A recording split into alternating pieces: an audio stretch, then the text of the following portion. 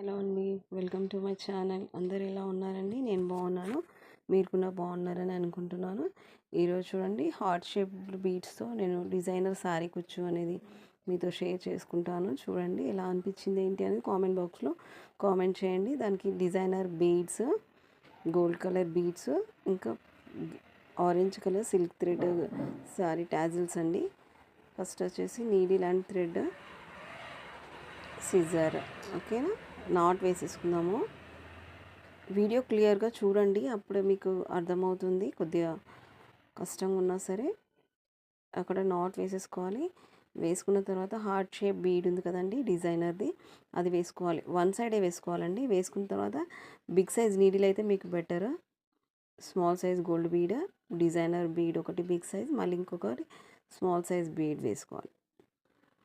వేసుకున్న తర్వాత నీడిల్ పైకి మొత్తం తీసుకోవాలండి, బయటికి వచ్చేలాగా తీసుకొని ఇప్పుడు మనం ప్రిపేర్ చేసుకున్నాం కదా బేబీ కుచ్చు అనేది సిల్క్ థ్రెడ్తో, అది వేసుకోవాలి.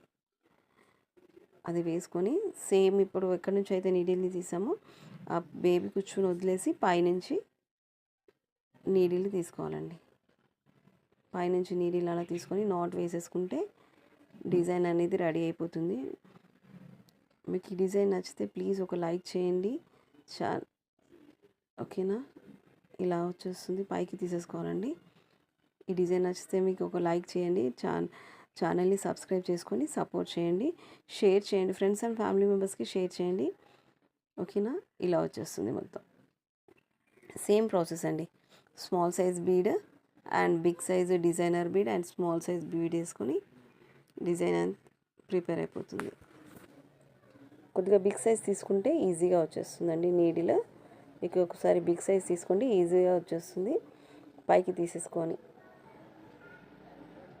నీడిల్ని బయటికి ఇలా తీసేసుకొని పైకి అనేసుకోవాలి.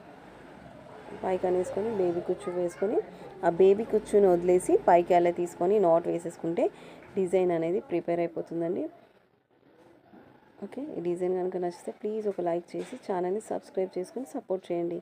ఓకే అండి, thank you so much for watching my video. Thank you so much, thank you for all. Okay అండి, thank you so much once again. ఎలా అనిపించింది ఏంటి అనేది మాత్రం కామెంట్ బాక్స్లో కామెంట్ చేయండి.